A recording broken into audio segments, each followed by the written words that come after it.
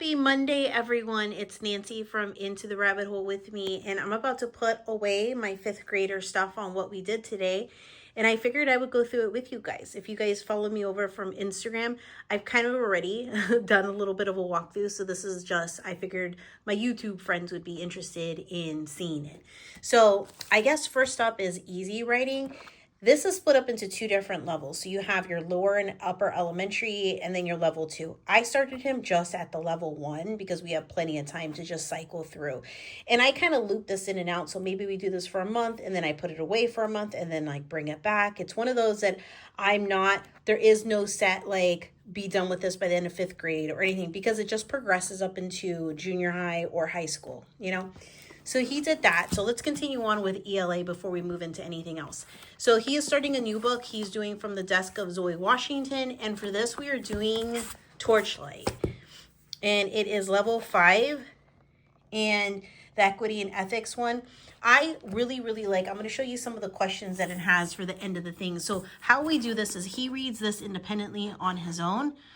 And I give him like a set range of chapters for him to read.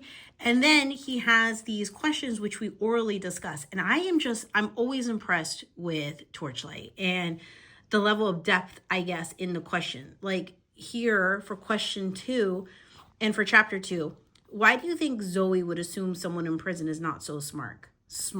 Discuss the perception. Do you have any assumptions about people in prison? What are they? Discuss the plethora of stereotypes about incarcerated individuals in our society. See what I mean? Like the level of like questions from here. So mainly we kind of just do this orally. Every now and then there's video links for you to watch and projects for you to complete as you're doing it. And so we do those. See, like here's a hyperlink. And so we'll be watching that video doing over here. And they'll kind of like prompt you on when to do those assignments or crafts or things like that you're doing to tie into the reading.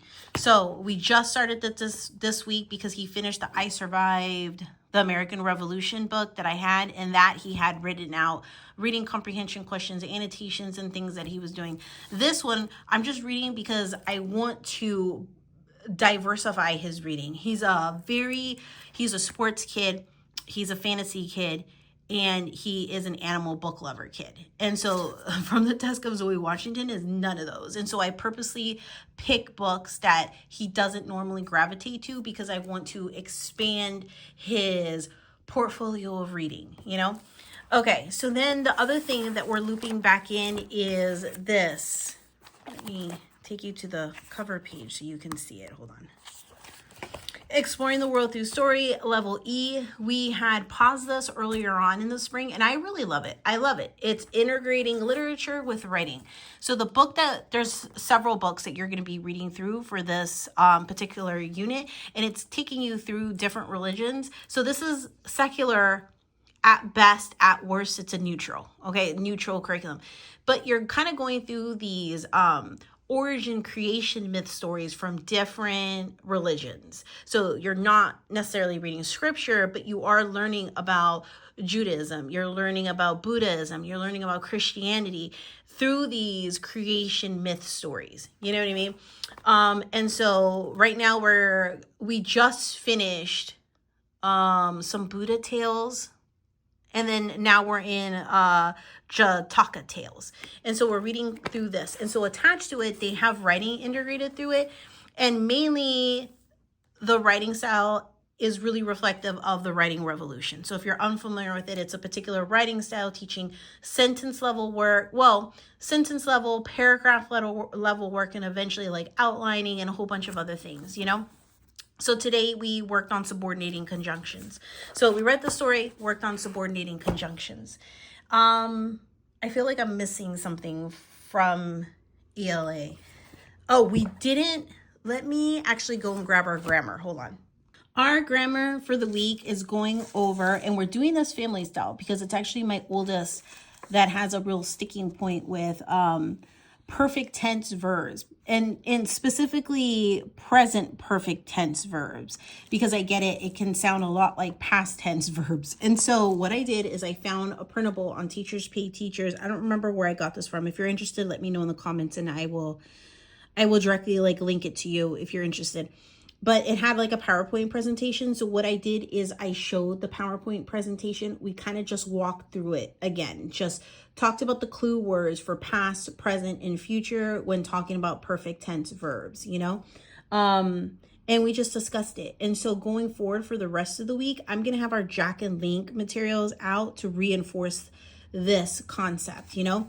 So basically, I'm going to take some stuff off the page and I'm going to set it up with our Jack and Link stuff. And then some stuff, and if you're not familiar with Jack and Link, by the way, it is my small business that I run with my husband, and I will link it over here. You guys can go check it out. Tons of fun, like dry erase materials and stuff that we use to like reinforce concepts that they're learning about. You can use it in any way. It's an open-ended educational tool, you know? But anyway, what I'm going to do is I'm going to do a combination of some stuff we will do on the page and some stuff we're just going to pull off the page and stuff. So I just printed out these, I think it had a lot more than just this, you know? But I'm going to set it up with some fun Jack and Link stuff. So for the rest of the week, both of my kids, this is what we're working on, and I'm doing it family style. So that's kind of what we did for grammar today. And then we continued on and we're looping back in writing with ease. So we're about halfway through it, I believe. So here's week 19. And we read excerpt from Five Children in It by Edith Nesbit. And so we read that story. And I gotta say, writing with ease has been really great. It focuses on narration, dictation, copy work and stuff, on orally being able to pay attention for short stints of time and be able to orally narrate back like what you're hearing. But the biggest unexpected perk from this curriculum is that we have found a lot of books that we end up liking from reading these excerpts. There's been several that we've pulled from and churned into like a full-on literature component that we've added into like our ELA. And so this one is really fun. So Five Children in It, he wants to also read this one. So anyway, this is getting interwoven back in. And then for math, we have two things. We're working our way through unit 2 from Beyond the Page. We've done unit 1 already, and then we're slowly working our way through this one. We're about halfway through it. And so we're working a lot on adding and subtracting, eventually multiplying and dividing decimals. So we did a little bit of this today, and then we did our full lesson from Math with Confidence. And Math with Confidence has been going outstanding. It literally is complementing it so well. So in here, we're also learning about decimals, adding, subtracting, eventually dividing and multiplying decimals as well. And so it just so happens that it lines up perfectly, and it's like the perfect accompaniment to me. So then he went ahead and we did that for math. And then for history, we have, this isn't the only thing that we do for history. There's other readers and stuff that we are going to be incorporating into this starting next week. This is the first week where we're actually jumping into the American Revolution. We spent quite a bit of time talking about, hold on, I'm sorry, that was my timer. We spent quite a bit of time discussing the leading up events to the American Revolution, the French and Indian War, all the politics behind it and stuff. So we spent a good amount of time going into that. So now that we're jumping into this, starting probably tomorrow, I'm going to start incorporating books into this, you know, that we're also doing in addition to it. But what they do, and so we're doing history family style. So I have this reader from Core Knowledge that we never got to last year. I believe this is a 4th grade one. And so I have 2 copies of this. And so each kid individually is reading the chapter, and then they respond in written form to the big question that's always being asked in the beginning. So see, like you have this big question: how did Colin's attitudes and view of themselves begin to change? And then they'll respond to that in written form. So every day they just read one chapter. So we just started this last week. So I'm going to continue on until we get to the end, you know? So they're doing that. That's usually how we start off our day. And then I have some readers that I read to them, and I didn't bring it forward, but we're reading the Spanish fairy tale book, and we are still finishing the Captain Kidd one. If you've watched my other videos and stuff, we are still not done with that book. And so this week will be the final week for it. And then we'll be finishing that off, you know, and then I will start another reader that I read to them out loud that has to do with the American Revolution. And then we get to our main lesson block. So for this one, we read chapters 7, 8, and 9. They pulled somebody from here that they wanted to research about, and they wrote a quick paragraph. And I actually had like a little graphic organizer in there for them to fill out and do as they did their research in finding somebody that they wanted to learn more about, you know? So we do like little things like that for like every single chapter. Sometimes like we're looking at primary sources. We did this cute main detail supporting sentences type thing with footprint silhouettes and stuff. So we did things like that. But we were basically learning about the Proclamation of 1763. And we dived into that and the notable people involved and some famous colonists and stuff. So anyway, so we did that. So that was what we did for history. And then for science, we have a couple things going on. So we have Oak Meadow. And so in lesson 6, we're learning about the web of life, which is food chains and food webs.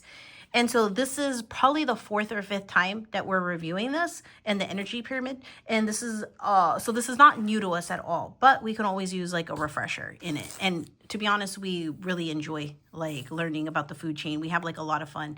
So there's several different assignments. So what we did is, for today, he went ahead and did the required reading, which was quite a bit. So he had this over here to read, this over here to read, this, and then this over here. So he did the required reading. And he has a chapter book that he's reading his way through for this week. So he's reading 1 to 2 chapters a day. There's only like 6 or 7 chapters in here. So I just thought it would be like a fun add-on. So the Magic School Bus chapter book, Food Chain Frenzy. And so he read 2 chapters today. Tomorrow he may only read 1 chapter, but as long as he finishes all 7 by the end of the week.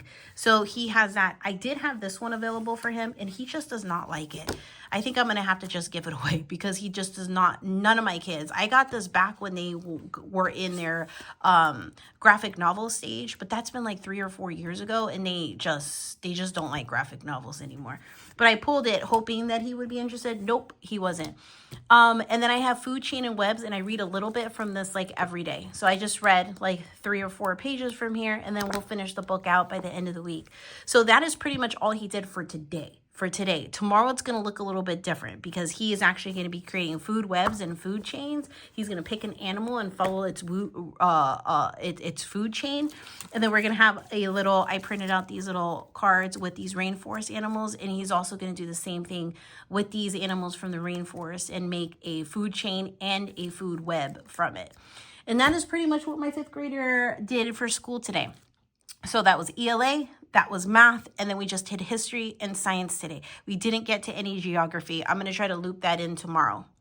Anyway, guys, let me know if you guys have any questions. Later on this week, I will do what my 7th grader did. And then you guys can see like what a typical day for us looks like for him as a 7th grader. So let me know if you guys have any questions down in the comments. Bye, guys.